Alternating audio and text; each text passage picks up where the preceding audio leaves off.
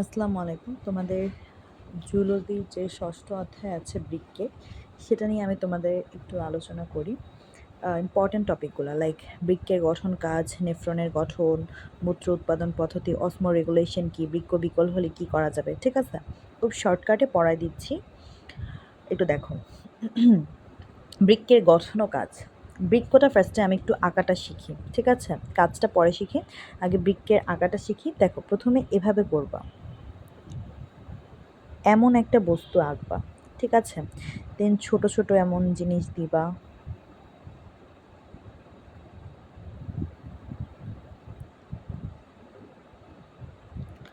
দেওয়ার পরে এগুলোকে একটু বাড়িয়ে বাড়িয়ে দিবা।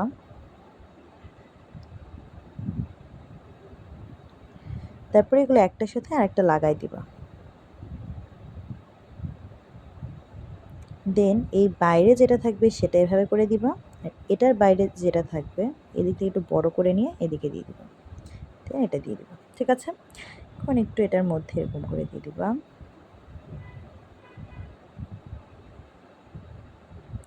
এবার চলো নামকরণে চলে যায়। চিত্রটা কিভাবে আঁকলাম দেখলাই তো। তো এই যে যে বাইরের অংশটা আছে তাকে আমরা বলবো হচ্ছে কর্টেক্স, ভিতরের যে অংশ আছে তাকে আমরা বলবো হচ্ছে মেডুলা, ঠিক আছে? এবার আসো, তোমাদের এই যে যে জায়গাটা এটাকে আমরা বলবো হচ্ছে হাইলাম। আর এই যে যে জিনিসগুলো আঁকছি এগুলো হচ্ছে, এগুলাকে বলা হয় পিরামিড আঁকছি আমরা, ঠিক আছে? এটার নাম কি pyramid? Renal pyramid. Renal pyramid. আমি আঁকা, আমার ভিডিওটা পোস্ট করে সাথে সাথে এঁকে ফেলবো আমি আঁকার সাথে সাথে। এবার আসো, এই যে যে ফাঁকা জায়গাগুলো থাকে সেই ফাঁকা জায়গাগুলোকে বলা হয় আমাদের রেনাল কলাম।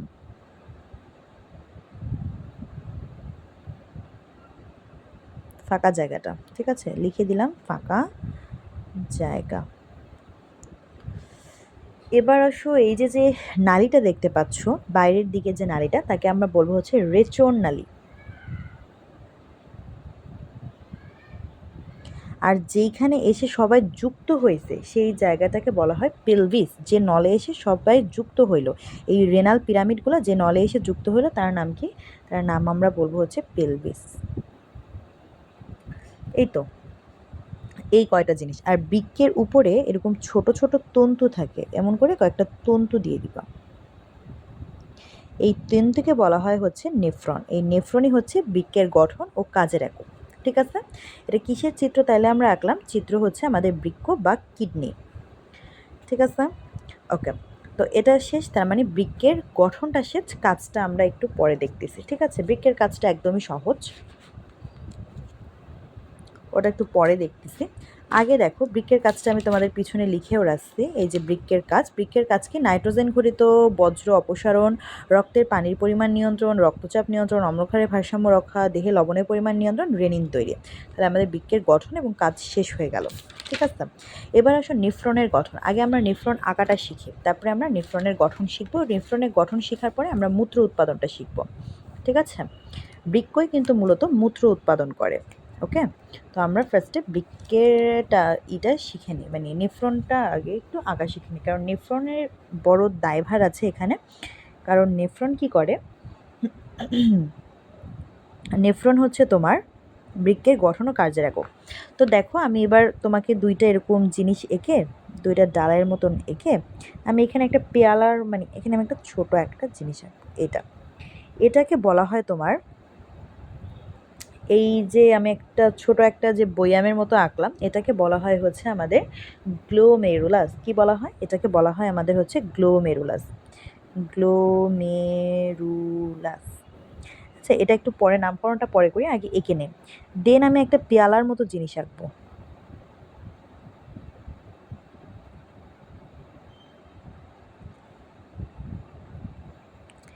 এখান দিয়ে এঁকে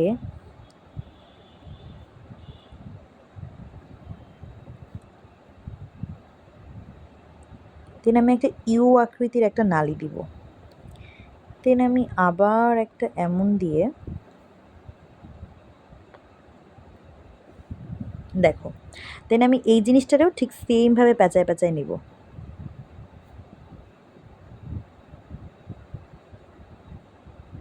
আমি যেমন করে আঁকতেছি ঠিক তেমন করে আস্তে আস্তে করে আঁকবো। এত কঠিন কোনো জিনিস না এটা আঁকা।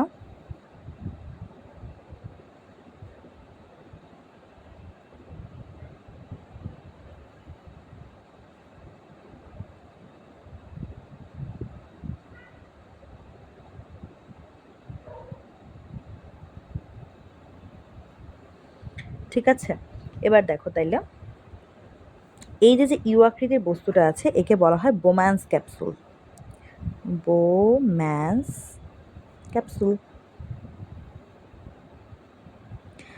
আর তোমার এই যে যে ইউ আকৃতি এই যে যে দেখো এই এই যে যে তোমার পেঁচানো নালীটা, এই পেঁচানো নালীটা অনেক কাছে না, সেজন্য এটাকে আমি বলবো নিকটবর্তী পেঁচানো নালী।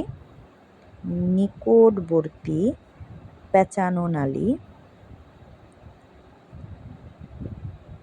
ইউ আকৃতি যে পেঁচানোর নালী সেটাকে আমি কি বলবো, সেটার নাম হচ্ছে হেনলির লুপ। হেনলির লুপ। আর এই যে যে দূরে পেঁচানো নালী তার নাম হচ্ছে দূরবর্তী পেঁচানো নালী। দূরবর্তী পেঁচানো নালী। আর এইটাকে আমি বলবো এই যে যে নলটা আছে এটা হচ্ছে সংগ্রহ নালী। সংগ্রাহী নালী। এটা হচ্ছে আমাদের অন্তর্বাহী রক্তনালী। অন্তর্বাহী রক্তনালী। আর এটা হচ্ছে আমাদের বহির্বাহী রক্তনালী। এবার দেখো এই গ্লোমেরুলাস আর বোমান্স ক্যাপসুল কি কি বললাম। এই যে যে তোমার গ্লোমেরুলাসটা আমরা পাইলাম, গ্লোমেরুলাস, এই গ্লোমেরুলাস আর বোমান্স ক্যাপসুল এই দুইটাকে একত্রিত করে বলা হয় হচ্ছে আমাদের মালপিজিয়ান বডি।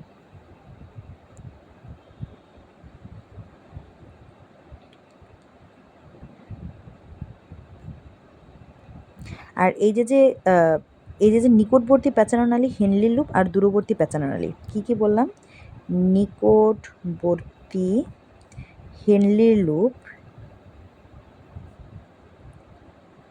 এবং দূরবর্তী যে নালীটা আছে পেঁচানো নালী,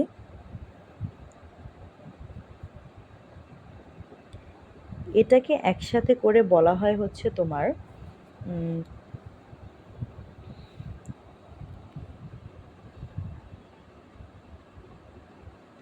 এই তিনটাকে একসাথে করে বলা হয় তোমার হচ্ছে রেনাল টিউবেল। ঠিক আছে, কি বলা হয়, তিনটাকে একসাথে করে বলা হয় আমার হচ্ছে রেনাল টিউবিউল। সরি একটু ক্যামেরাটা সাইডে চলে গেছে, রেনাল টিউবিউল। ঠিক আছে, এটা বোঝা শেষ। তাহলে আমরা কি শিখলাম, এটা কিসের চিত্র, চিত্র হচ্ছে আমাদের নেফ্রন। তুমি নেফ্রনের গঠনটা এঁকে লাস্টে এটা নিচে লিখে দিবা, মানে যখন ব্যাখ্যায় যাবা তখন এটা লিখে দিবা। ঠিক আছে, তো মানে নেফ্রনের চিত্রটা বোঝা গেছে, খুব সহজ না নেফ্রনের চিত্রটা। তো চলো আমরা এবার কি শিখলাম তাইলে, নেফ্রনের গঠনটাও আমরা শিখে গেছে। এবার আমরা মূত্র উৎপাদন পদ্ধতিটা শিখবো, যে মূত্র কিভাবে উৎপাদন হয়, খুবই খুবই খুব ইম্পর্টেন্ট পড়া। তো চলো আমরা শিখে আসি মূত্র কিভাবে উৎপন্ন হয়। তো আমি এখানে একটু জায়গা রেখে এখানে পরে একটা জিনিস বোঝাবো না, আমি এই জিনিসটা আরেকবার এঁকে আচ্ছা এখানে আঁকলে আরও ভালো মতন বোঝা যাবে, তো আমি এই জিনিসটা এখানেই বলি। দেখো মূত্র উৎপাদন,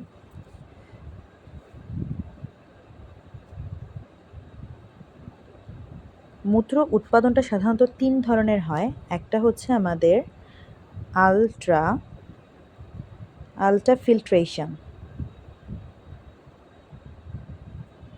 দুই নম্বরে হচ্ছে আমাদের নির্বাচনমূলক পুনঃশোষণ, আর তিন নম্বরে হচ্ছে আমার সক্রিয়করণ। তো প্রথমে আমি জিনিসটা একটু ছোট করে এঁকে নিই, ঠিক আছে।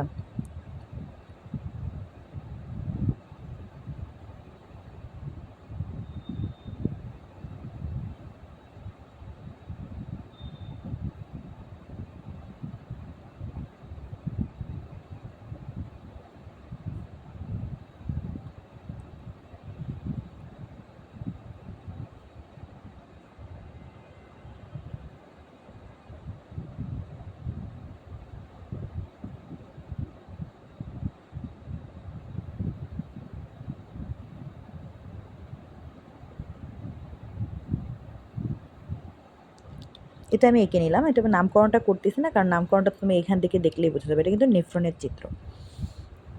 দেখো, তাইলে আমরা তো জানি যে নেফ্রনটা হচ্ছে যেহেতু একক, তো নেফ্রনই বেশি কাজ করে থাকে মূত্র উৎপাদনে, কারণ বৃক্কের এককই তো নেফ্রন। তো দেখো প্রথমে কি হয়, অন্তর্বাহী রক্তনালিকা থেকে, ভালো মতন বুঝো কি বলতেছে। প্রথমে দেখো, এটার নাম কি, এটা মোটা না, মোটা হচ্ছে অন্তর্বাহী রক্তনালিকা। তো এখান থেকে তোমার রক্ত আসলো, এখান থেকেও তোমার হচ্ছে বহির্বাহী রক্তনালিকা, এখান থেকে রক্ত এসে এখান দিয়ে চলে যাবে গ্লোমেরুলাসের ভিতরে। যে এই পুরো জিনিসটার নাম কি, গ্লোমেরুলাস। তো গ্লোমেরুলাসের ভিতরে অন্তর্বাহী, মানে বাইরে থেকে অন্তর্বাহী রক্তনালী ভিতরে আসলো, বহির্বাহী দিয়ে বেরিয়ে যাবে। তো দেখো অন্তর্বাহী রক্তনালিকাটা একটু চ্যাপ্টা টাইপের রাখছে, আর মানে বহির্বাহী রক্তনালিকা একটু চিকনভাবে, তার মানে আসে বেশি পরিমাণে, যায় কম পরিমাণে। তো গ্লোমেরুলাসে কি অনেক পরিমাণ, তার মানে রক্ত জমা হয় না। তো যখন অনেক পরিমাণে রক্ত জমা হয়, তো তখন গ্লোমেরুলাস রক্তের চাপ সহ্য করতে না পারা ও কী করে বলো তো, এই যে এটার কাছে দিয়ে দেয়। এটার নাম কি, এটার নাম হচ্ছে বোমান্স ক্যাপসুল। যে পেয়ালার মতো যে অংশটা, সেটার নাম কি, বোমান্স ক্যাপসুল। বোমান্স ক্যাপসুলের কাছে সেটা দিয়ে দেয়। তো বোমান্স ক্যাপসুলের কাছে যখন দিয়ে দেয়, এখন বোমান্স ক্যাপসুল কী করবে, এই যে বোমান্স ক্যাপসুল তো এই নালীর মধ্যে দিয়ে দিবে। তো বোমান্স ক্যাপসুল তখন এই নিকটবর্তী প্যাচানো নালী, হেনলির লুপ আর দূরবর্তী প্যাচানো নালী, এই তিনটার কাছেই সেই এগুলো দিয়ে দেয়। কী দেয় বলো তো, সে রক্তগুলো দিয়ে দেয়। ঠিক আছে, তো রক্তের সাথে কি আছে, রক্তের সাথে ভালো উপাদান আছে, রক্তের সাথে খারাপ উপাদান আছে, সব উপাদানই কিন্তু তখন এটার মধ্যে থাকে, এবং সব উপাদানগুলোই কিন্তু এটার মধ্যে তখন চলে আসে। ঠিক আছে, তো দেখো প্রথমে কি হয়, যখন এটার মধ্যে যখন আসলো, তখন অনেক পরিমাণ রক্ত উৎপন্ন হয়। রক্তের যখন সব খারাপ ভালো উপাদান সব যখন এই বোমান্স ক্যাপসুলে চলে আসে, তখন প্রচুর পরিমাণে রক্ত উৎপাদন হয়। ঠিক আছে, যেটাকে বলা হয় প্রাথমিক রক্ত উৎপাদন। এই বোমান্স ক্যাপসুলে তাহলে কি হচ্ছে, প্রাথমিক মূত্র উৎপাদন হচ্ছে, প্রাথমিক মূত্র উৎপাদন হচ্ছে, যেটা প্রচুর পরিমাণে উৎপাদন হয়, যেহেতু রক্তের সব ভালো খারাপ সব জিনিসগুলোই যেহেতু চলে আসে চাপের ফলে, কারণ অন্তর্বাহিতে অনেক ঢুকছিল রক্ত, সব কিছু চলে আসে, সেজন্য এখানে প্রচুর পরিমাণ হচ্ছে তোমার ভালো খারাপ রক্তের সব উপাদানই এটার মধ্যে থাকে, এবং তারা কি করে, এই নলগুলাকে সেগুলো দিয়ে দেয়। মানে এই বোমান্স ক্যাপসুল নিকটবর্তী প্যাচারনালী, হেনলি লুপ আর দূরবর্তী প্যাচারনালীতে দিয়ে দেয়। তো তখন এখানে তখন হচ্ছে দেখো কত পরিমাণে মূত্র উৎপাদন হয়, অনেক পরিমাণে মুক্ত উৎপাদন হয়। যখন প্রাথমিক মূত্র উৎপাদন হয় কত জানো, 125 মিলিলিটার রক্ত উৎপাদন হয়। যেহেতু অনেক রক্তের সব কিছু ভালো খারাপ উপাদান এখানে আসছে, একটা চাপ প্রয়োগ হয়েছে, সব পরিমাণ তোমার কি হয় বলো তো, রক্তের ভালো খারাপ অনেক পরিমাণে এখানে পদার্থ জমা হয় দেখে এখানে অনেক পদার্থ মূত্র উৎপাদন হয়, 125 মিলিলিটার।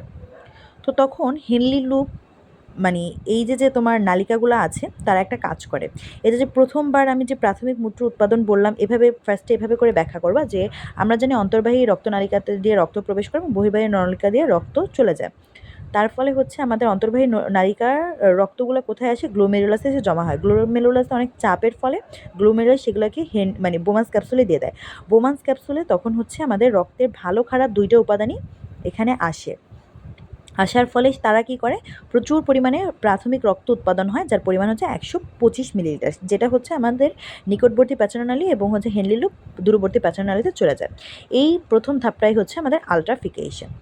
পরের ধাপটা দেখো, নির্বাচনীমূলক পুনঃশোষণ। নির্বাচনীমূলক পুনঃশোষণ জিনিসটা কি, নির্বাচনীমূলক পুনঃশোষণ জিনিসটা হচ্ছে এই যে আমাদের এক্সট্রা যে এতগুলো মূত্র উৎপাদন হয়েছে, আমাদের তো এত মূত্র যদি শরীর থেকে বের হয়ে যায়, তখন আমাদের সমস্যা না, যে রক্তের ভালো খারাপ সব উপাদান তো ওটার মধ্যে আছে। তখন কি করে, এই হেনলি লুপ, তারপরে হচ্ছে তোমার এই যে নিকটবর্তী প্যাচারনালী, এদের এদের কাছ থেকে তোমার যত ধরনের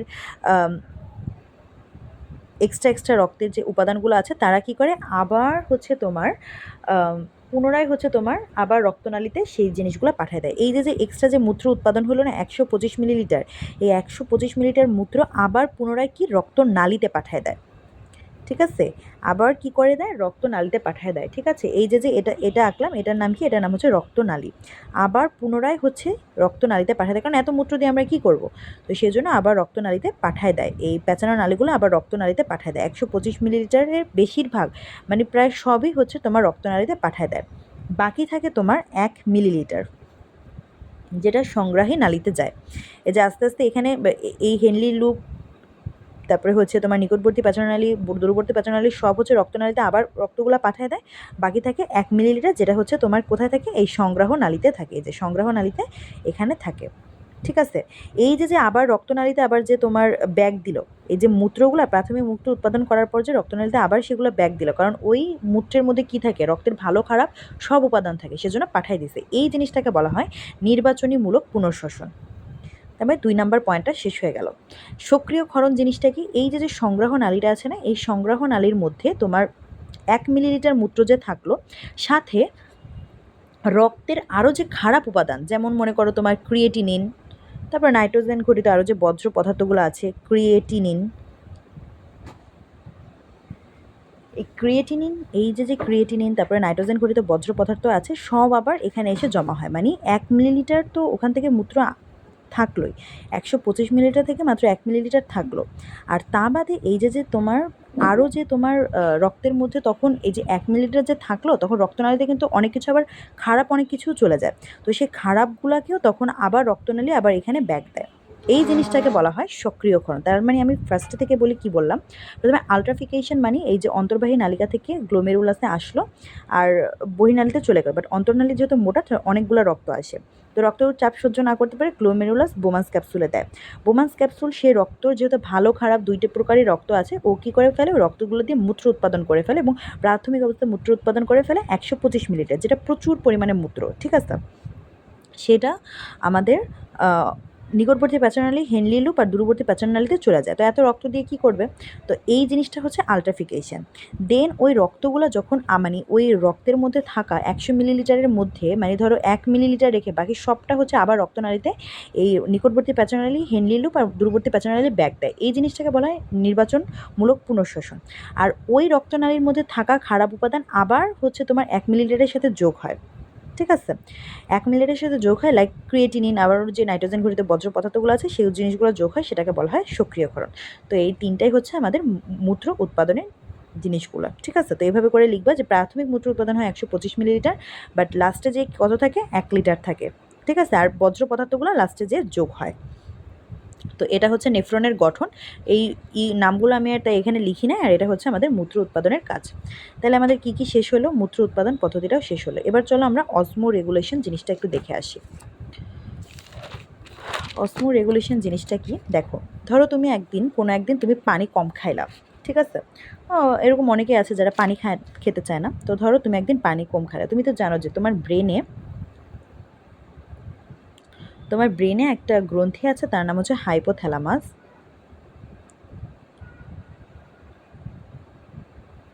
তার নিচে একটা গ্রন্থি আছে পিটুইটারি গ্রন্থি।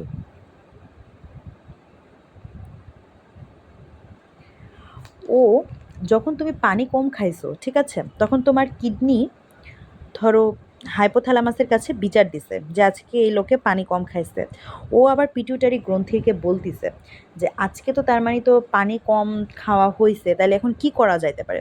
তো পিটুইটারি গ্রন্থি তখন একটা হরমোন নিঃসরণ করে, সেই হরমোনটা হচ্ছে এডিএইচ। এডিএইচ হরমোনটা মানে হচ্ছে অ্যান্টি ডাইউরেটিক হরমোন। এডিএইচ মানে কি, anti diuretic hormone. Anti diuretic hormone, ঠিক আছে। এই অ্যান্টি ডাইউরেটিকের হরমোন মানে কি, অ্যান্টি কথাটা মানে কি, অ্যান্টি কথাটা মানে হচ্ছে বাধা, আর ডিউরেটিক মানে হচ্ছে মূত্র উৎপাদন, বেশি মূত্র উৎপাদন, আর হরমোন মানে তো হরমোনে। তার মানে এই পিটুইটারি গ্রন্থির কাজই হচ্ছে এডিএইচ নির্মাণ করা, বা হচ্ছে বেশি মূত্র উৎপাদন, মানে মূত্র উৎপাদন বেশি না করার কাজই, মানে পিটুইটারি গ্রন্থির কাজই হচ্ছে বেশি মূত্র উৎপাদনে বাধা দেওয়ার হচ্ছে পিটুইটারি গ্রন্থির কাজ। ঠিক আছে, তো যখন বিচার দিছে তখন তো আরও ভালো, সে আরও কম মূত্র উৎপাদন করতেছে। ঠিক আছে, এখানে কিডনির ছবিটা এঁকে দিবা, এভাবে করে লিখবা যে অসমো রেগুলেশন জিনিসটা কি, এটা একটু বোঝাচ্ছি, তার আগে এই জিনিসটা দেখে রাখো। প্রথমে হাইপোথ্যালামাস, পিটুইটারি গ্রন্থি, হাইপোথ্যালামাসের নিচে পিটুইটারি গ্রন্থি আছে, তার কাজই হচ্ছে এডিএইচ ক্ষরণ করা, যে অ্যান্টি ডিউরেটিক হরমোন। তো তুমি বেশি মূত্র উৎপাদন করতে বাধা দেওয়াই হচ্ছে তার কাজ। তো তুমি যেদিন পানি কম খাবা সেদিন তার কাজটা সফল হয়ে যাবে। তো সে কী করবে, এডিএইচটা হচ্ছে সেদিন সে ক্ষরণ করবে। ঠিক আছে, বেশি মূত্র সেদিন উৎপাদন তাহলে হবে না, তুমি পানি কম খাইছো। তো তখন তুমি কি করবা, তখন কি হয়, পানি কম আছে, বৃক্কে পানি কম আছে, তখন হচ্ছে বৃক্ক হাইপোথ্যালামাসের কাছে মনে করো বিচার দিছে, পিটুইটারি গ্রন্থ তখন এটা মানে নিঃসরণ করছে। কারণ পিটুইটারি গ্রন্থের কাজই হচ্ছে অ্যান্টি ডিউরেটিক হরমোন হচ্ছে নিঃসরণ করা। তো তখন পানি কম খাইছো মানে কি, তোমার মূত্র কমে গেছে, মূত্র কমে গেছে, ঠিক আছে। আর মূত্র কমে যাওয়া মানে হচ্ছে তোমার মূত্রটা হচ্ছে তোমার তখন ঘন হয়ে যাবে বা হলুদ হয়ে যাবে। দেখবে পানি কম খাইলে আমাদের মূত্র কী হয়ে যায়, হলুদ হয়ে যায়, বা হচ্ছে মূত্র তখন ঘন হয়ে যাবে, ঘন মূত্র উৎপাদন হবে। বোঝা গেছে জিনিসটা? আচ্ছা, এবার এই কাজটা যদি তুমি না করতা, তুমি যদি পানি বেশি খাইতা, তাহলে কি হাইপোথ্যালামাস পিটুইটারি গ্রন্থি, হাইপোথ্যালামাসের নিচে যে পিটুইটারি গ্রন্থি আছে সে কি এডিএইচ ক্ষরণ করতে পারতো? ক্ষরণ করতে পারতো না, তখন বেশি মূত্র উৎপাদনে আমাদের বাধাও দিতে পারতো না। তো আমাদের দেহ থেকে তখন নাইট্রোজেন ঘটিত যে বজ্র পদার্থ আছে সেই জিনিসগুলো বের হয়ে যেত ভালো মতো, তাই না? তো এই অসমো রেগুলেশন জিনিসটা মানে হচ্ছে এই যে আমাদের দেহে যে পানি কম খাওয়ার ফলে যে এই যে কাজটা যে হয়, তো আমরা যদি এর বিপরীতটা করি তাহলে তো আমাদের হচ্ছে মূত্র ভালো মতনই হয়ে যাবে। তো এই যে রেগুলেশন ব্যাপারটা মানে বোঝায়, অসমো রেগুলেশন ব্যাপারটা মানে বোঝায় যে আমাদের চাপের ফলে মানে হচ্ছে অসমোটিক চাপের ফলে যে এই যে নাইট্রোজেন ঘটিত বজ্র পদার্থগুলো ভালো মতন যে বের হয়ে যাওয়া, এটাকে মূলত বলা হয় অসমো রেগুলেশন। ঠিক আছে, এবার বলতে পারো বৃক্ক কিভাবে বুঝবে যে কতটুকু মানে কতটুকু মূত্র তার মানে আজকে আবার ধরো পানি কম খাইলে তখন যেহেতু এই ব্যাপারটা হয়, আবার পানি বেশি খাইলেও কী পরিমাণ মূত্র হবে এটাও কিন্তু বৃক্ক জানে। ঠিক আছে, তো এই পুরো ব্যাপারটা নিয়েই হচ্ছে আমাদের অসমো রেগুলেশন। যে অসমো রেগুলেশন মানে হচ্ছে তোমার এই যে বৃক্কের যে হচ্ছে আমাদের মূত্রের চাপ, এটা বৃক্ক ভালোভাবে বুঝে যে